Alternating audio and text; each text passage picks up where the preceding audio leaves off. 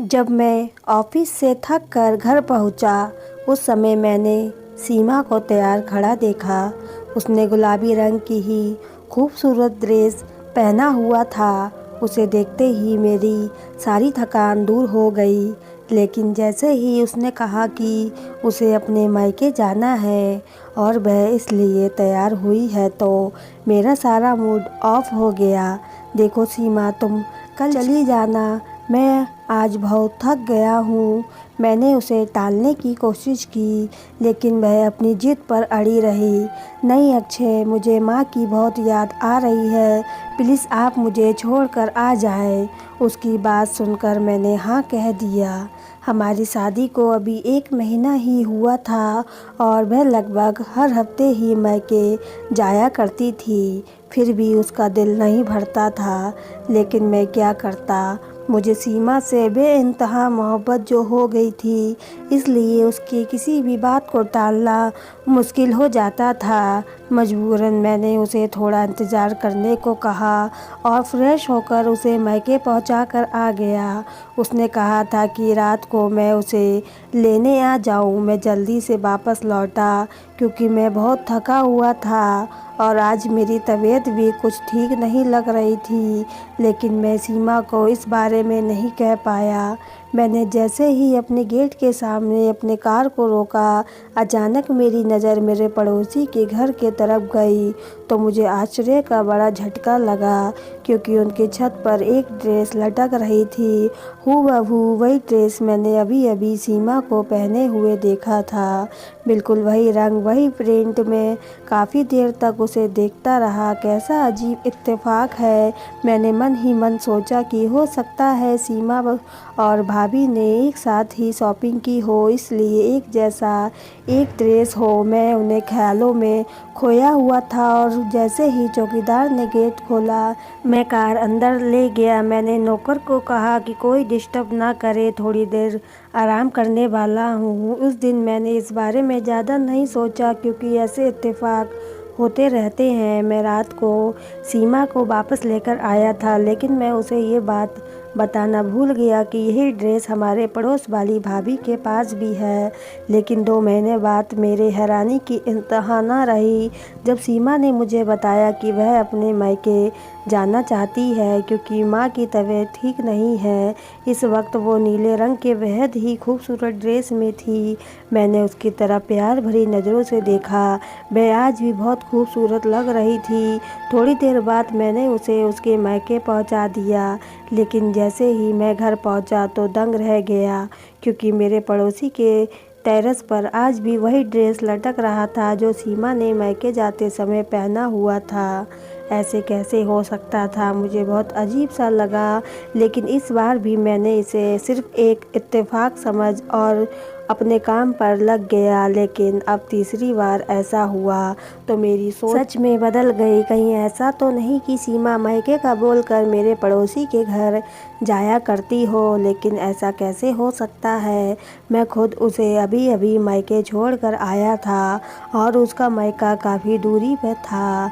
यह सब इतनी जल्दी कैसे हो सकता था। लेकिन उस दिन मुझसे रहा नहीं गया और जिज्ञासा के मारे मैंने अपने ससुराल की तरफ कार दौड़ाई और मैं जैसे ही वहां पहुंचा तो देखा कि सीमा उसी ड्रेस में थी और मुझे देखकर हैरान रह गई। अक्षय, आप अभी तक गए नहीं? उसने हैरानी से पूछा तो मैं कुछ शर्मा सा गया और मन ही मन खुद को कोसने लगा। मैं कितनी बेवकूफ़ी भरी बातें सोच रहा था। सीमा के माँ बाप का तो घर तो हमारे घर से काफ़ी दूर था, भला वह वहाँ कैसे जा सकती थी। मैंने मन ही मन अपने आप को देखा और वापस लौट आया और ध्यान से अपने पड़ोसी नितेश के घर की तरफ देखा जहाँ वही ड्रेस अभी तक लटका हुआ था। मुझे एक पल के लिए भी चैन नहीं आ रहा था। इत्तेफाक 1 या 2 बार हो सकता है, लेकिन बार बार नहीं। लेकिन मैं ये बात जुबान पर लाने से डरता था।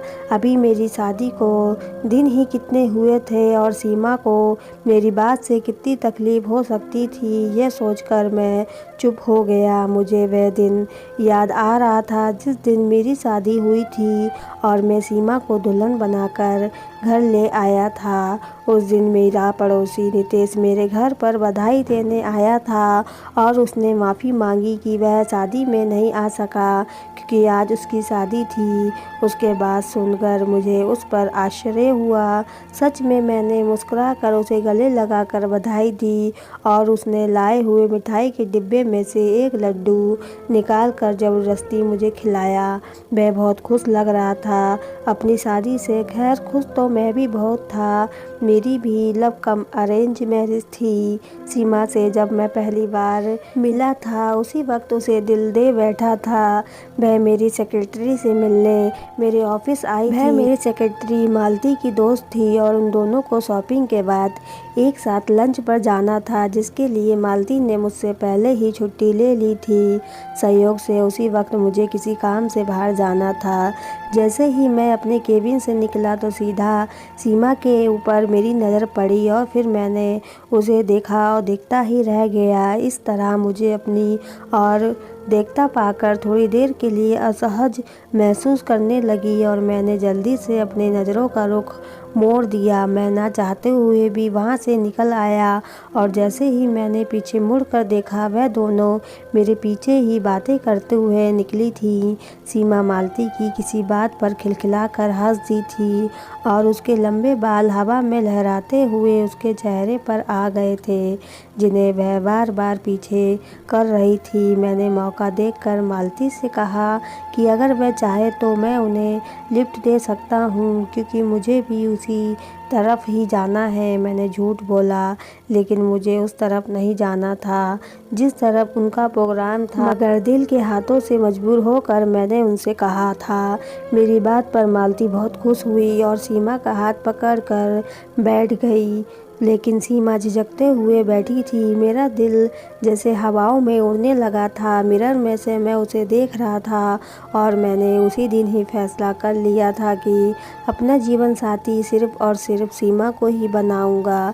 मैं उसकी मोहब्बत में इस तरह कैद हो चुका था कि मुझे सब्र भी नहीं हो सका और 2 दिन बाद ही मैंने मालती से सब कुछ कह दिया।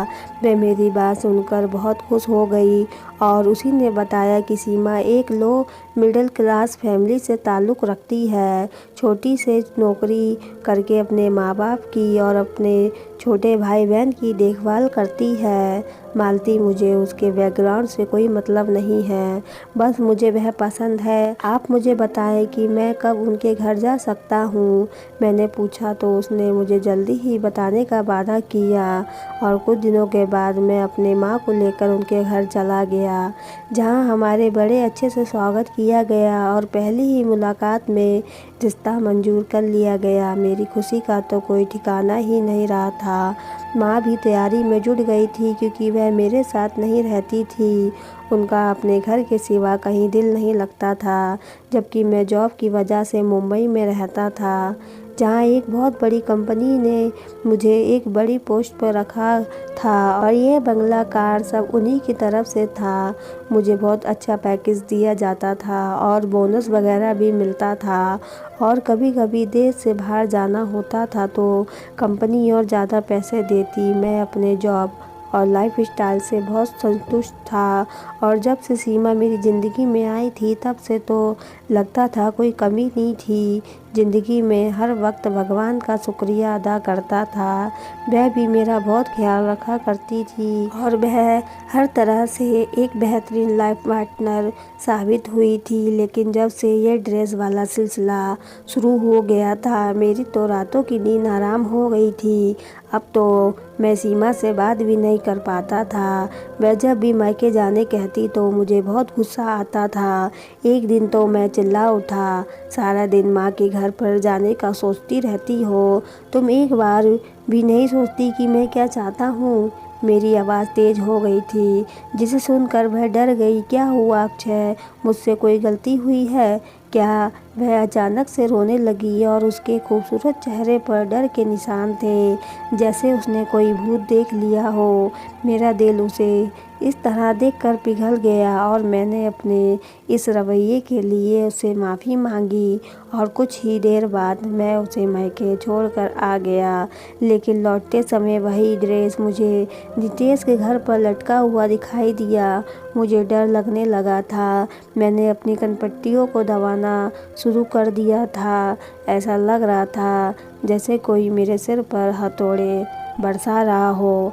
हर बार मैं सच्चाई जानने के लिए वापस जाया करता और सीमा, उसके घर वाले मुझे अजीब नज़रों से देखा करते और मैं कोई न कोई बहाना बनाकर उनके कदमों से वहाँ से वापस आ जाता। क्या हो रहा था मेरे साथ, कुछ समझ नहीं आ रहा था। अब तो सीमा भी मुझसे नाराज़ रहने लगी थी। मैं सारा दिन चिड़चिड़ा रहने लगा था। ऑफिस में भी लोग मेरी शिकायत करने लगे थे। अगर ये नौकरी चली जाती तो मैं कहीं का नहीं रहता, इसलिए मुझे अपने दिल और दिमाग को तरोताज़ा करना पड़ता। मगर जिसके दिलो दिमाग में इतना तूफान चलता हो, वह भला कैसे रह सकता था। मजबूरन मैंने बीमारी का बहाना करके 2 हफ्ते की छुट्टी ले ली। उन्हीं दिनों में मैंने नोटिस किया कि सीमा कुछ परेशान और चिंतित लग रही थी। कभी कभी मुझे लगता था कि वो रात को कमरे में से कहीं चली जाती थी और जब मैं उठता हूँ पूरे घर में उसे ढूंढता तो उसे कहीं नहीं मिलती। मजबूरन जैसे ही कमरे में वापस आता तो वह बेड पर सो रही होती। एक रात मैंने उसे जगाया, सीमा तुम कहाँ चली गई थी? तब उसने आश्चर्य से मेरी तरफ देखा। अक्षय, आपको दिखाई नहीं देता? मैं तो सो रही थी, बल्कि बाहर से तो आप आ रहे हैं। शायद वह उल्टा मुझसे शक भरी नज़रों से देखने लगी थी। इस बात पर मैं चुप हो गया और कोई जवाब दिए बिना ही अपनी जगह पर लेट गया। हो सकता है मैंने कोई सपना देखा हो। उस दिन के बाद से सीमा उखड़ी उखड़ी सी रहने लगी थी। मैंने उससे कई बार पूछा कि क्या परेशानी है, तो वह अजीब सी नज़रों से मुझे देखती और कहती, क्या हुआ आपको? अब मुझे आपकी दिमागी हालत ठीक नहीं लगती। उसके इस तरह देखने पर मैं अपना सिर पकड़ लेता। वह ठीक ही तो कह रही थी। मैं आजकल उल्टी सीधी बातें ही करता रहता था, पर इस बार मैंने सोच लिया था कि इस रहस्य को तो भूल जाना ही पड़ेगा। और जैसे ही मैं सीमा को मायके छोड़कर वापस आया तो देखा कि रोज़ की तरह वही ड्रेस नितेश के घर पर लटका हुआ था। कुछ सोचकर मैं अंदर गया और सीढ़ियाँ चढ़कर सीधा छत पर आ गया। मेरी और नितेश की छत बिल्कुल मिली हुई थी। मैंने चारों ओर देखने के बाद उसकी छत, लांगी और तार पर टंगी कपड़ों को हाथ लगाकर देखा तो वह तरोताज़ा धुले हुए थे। उनमें से पानी टपक रहा था। मैंने कमीज वाले हिस्से को बीच से फाड़ डाला और उन कपड़ों को नफरत से देखने लगा जिन्होंने मुझे बहुत तड़पाया था। मेरे पूरे शरीर में आग लग गई थी। मैं जैसे आया था वैसे ही वापस चला गया और फिर से अपने ससुराल की तरफ कार दौड़ाई। आज मुझे सच्चाई का पता लगाना था और आज दूध का दूध पानी का पानी करना था। मैंने तेज़ रफ्तार से कार चलाई थी और जैसे ही मैंने सीमा के घर का दरवाज़ा खटखटाया तो सीमा ने ही दरवाज़ा खोला। मुझे देखकर हैरान नहीं हुई थी, क्योंकि मैं हमेशा ही वापस आ जाया करता था। लेकिन उसे देखकर मेरे पैरों तले ज़मीन खिसक गई थी, क्योंकि उसकी कमीज का दामन बीच में से फटा हुआ था, बिल्कुल वैसे ही जैसे मैंने फाड़ा था। ये सब देखकर मुझे इतना गुस्सा आया कि मैं अपने होशो हवास खो बैठा और बिना सोचे समझे सीमा के गाल पर जोर का थप्पड़ दे मारा। हमले के लिए तैयार ही नहीं थी और चक्कर खाकर गिर पड़ी और ज़ोर ज़ोर से चिल्लाकर सबको बुलाने लगी, माँ, भाई, पिताजी। उसके इस तरह के चिल्लाने पर सब इकट्ठे हो गए थे और मुझे कुछ दिखाई नहीं दे रहा था। मैंने उसका हाथ पकड़कर खींच लिया। चलो मेरे साथ, मैं भी चिल्लाया। क्या हुआ बेटा, आप ऐसा क्यों कह रहे हैं? मेरे ससुर हैरान परेशान बीच में आ गए और पूछने लगे। मेरी सास फूल रही थी, आप ये सब अपनी बेटी से क्यों नहीं पूछते हैं? किसको बेवकूफ़ बना रही है? मैं इसकी तरफ इशारा करके उनको बताने लगा, मगर बेटा इसने क्या किया है। मेरे ससुर ने मेरा हाथ पकड़कर नरमी से पूछा, अंकल इसे पूछे इसकी कमीज कैसे फटी है। मैंने अपनी सांस को काबू में करते हुए बड़ी मुश्किल से कहा। मेरी बातों से वह सब चौंक कर एक दूसरे की ओर देख रहे थे, लेकिन इसकी कमीज तो अभी अभी गेट से अंदर आते हुए दरवाजे पर फंसकर फटी है। बेटा वह सब एक गवाह होकर मुझे बताने लगे और सीमा अभी तक ज़मीन पर बैठी आंसू बहाई जा रही थी। ये नहीं हो सकता, आप सब इसके साथ मिले हुए हैं, इसके झूठ में उसका साथ दे रहे हैं। मैं अब अपने दिमाग से बाहर हो चुका था और सीमा को ज़बरदस्ती घसीटता हुआ वहाँ से ले आया। उसके माता पिता गिड़गिड़ाने लगे, लेकिन मुझे कुछ सुनाई नहीं दे रहा था। सीमा पूरे रास्ते रोती रही, लेकिन मुझे अब उस पर ज़रा से भी दया नहीं आ रही थी। घर पहुंचकर मैंने उसके बालों को पकड़ा और बोला, बताओ क्या चक्कर है तुम्हारा नितेश के साथ, ये क्या कह रहे हैं। अब वह चीखी, लेकिन मुझे उसकी कोई परवाह नहीं थी। मेरी बात सुनकर उसके चेहरे का रंग उड़ चुका था। यह क्या पागलपन है, आप इतना गलत कैसे सोच सकते हैं। वह चिल्लाई, लेकिन मुझे उसकी कोई परवाह नहीं थी। मैं कोई गिरा हुआ इंसान नहीं था जो आंखों देखी मक्खी निगल लेता, मगर वह लगातार इनकार करते जा रही थी।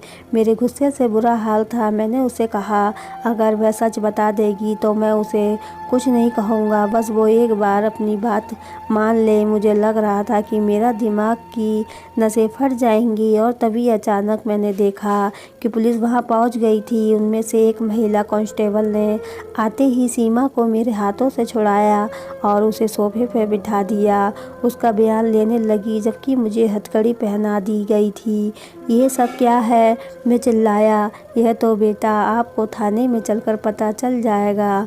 वह पुलिस इंस्पेक्टर हंसने लगा और मुझे पुलिस की गाड़ी में डाला, जबकि जाते वक्त मेरे कानों में सीमा की आवाज़ लगातार गूंजती जा रही थी, मेरा पति पागल है, पहले ही दिन से पागलपन के दौरे पड़ते आ रहे हैं। सीमा पुलिस को बताई जा रही थी और मुझे अपने कानों पर यकीन नहीं हो रहा था। वह जिसे मैंने दिलो जान से चाहा था, वह यह कर रही थी। मेरे हवालात का आज दूसरा दिन था और सीमा ने मेरी खबर तक ना ली थी और मुझे बात पर बिल्कुल भी विश्वास नहीं हो रहा था जो कुछ उसने पुलिस को बताया था।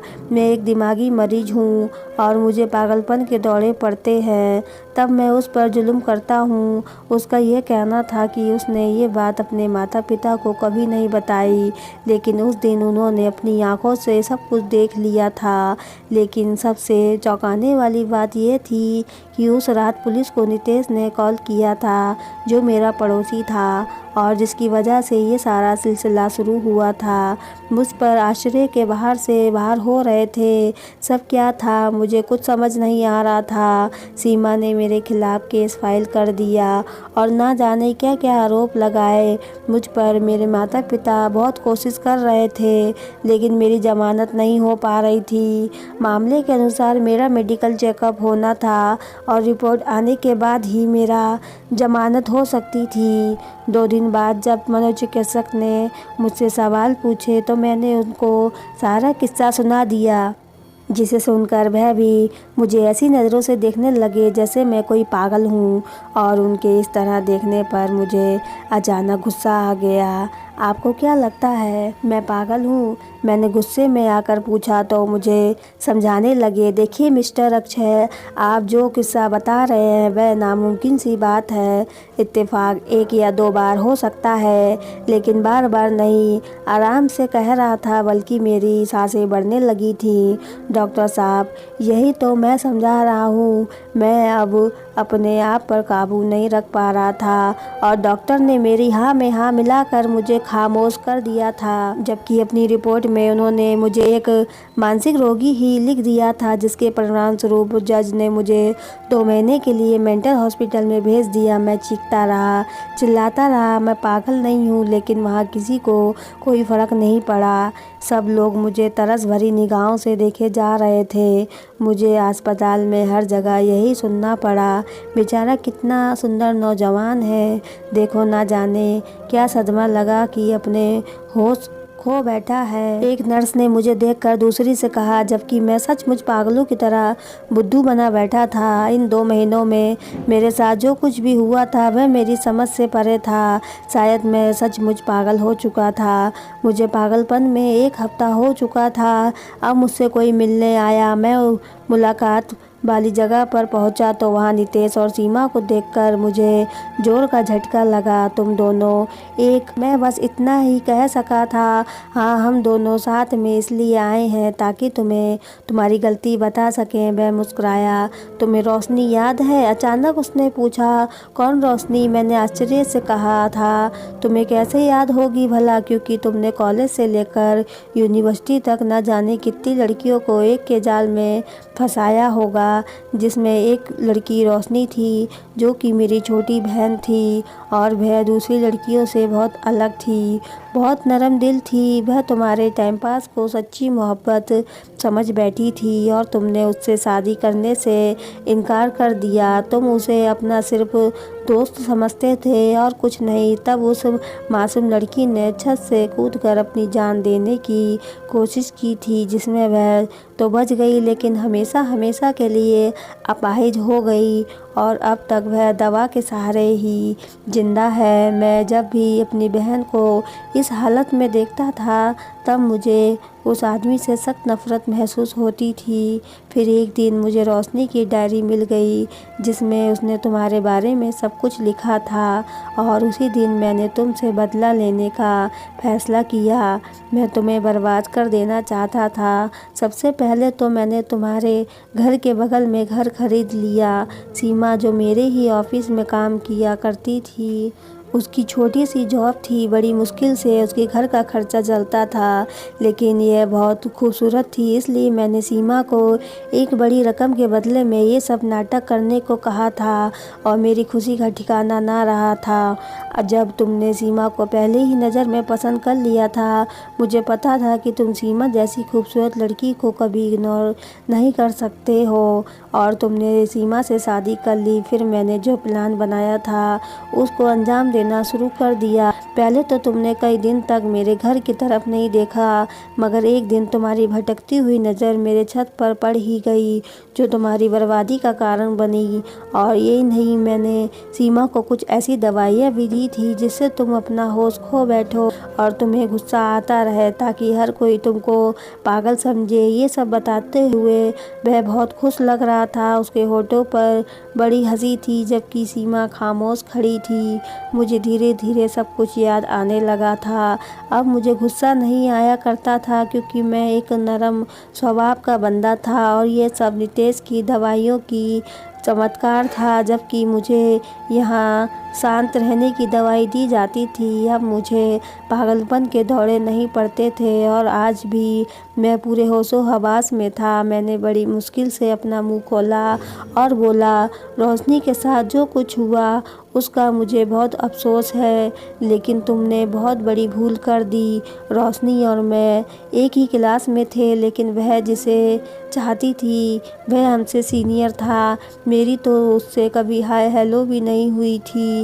वह हर वक्त फाइनल ईयर के अक्षय के साथ दिखाई देती थी, जो अमीर बाप की बिगड़ू ही औलाद थी और हर रोज़ एक नई लड़कियों को फंसाता था। मुझे कुछ पता नहीं था कि रोशनी ने यूनिवर्सिटी आना क्यों बंद कर दिया था। मुझे बस अपनी पढ़ाई से मतलब था और जब तुमने रोशनी की डायरी में अक्षय का नाम लिखा देखा, तब बदकिस्मती से उसकी क्लास में जो अक्षय था वह मैं था। तुमने बस उसी क्लास में देखकर मुझे समझ लिया कि मैं वह अक्षय हूँ और आ गए मेरी ज़िंदगी बर्बाद करने। कम से कम एक बार किसी से पूछ तो लेते कि रोशनी के साथ कौन होता था। मुझे उस गुनाह की सज़ा मिली थी जो मैंने किया ही नहीं था। मेरी कहानी सुनकर नितेश और सीमा सदमे में आ चुके थे। उन दोनों के चेहरे देखने लायक थे, जबकि मैं संतुष्ट था कि मैंने कोई गुनाह नहीं किया था। उस दिन तो वह दोनों चले गए और 2 दिन के बाद ही मुझे छोड़ दिया गया। नितेश और सीमा ने अपना गुनाह कबूल कर लिया था। अब मुझे पता चला तो मैंने जल्दी से अपने वकील से बात की और उन दोनों को माफ़ कर दिया।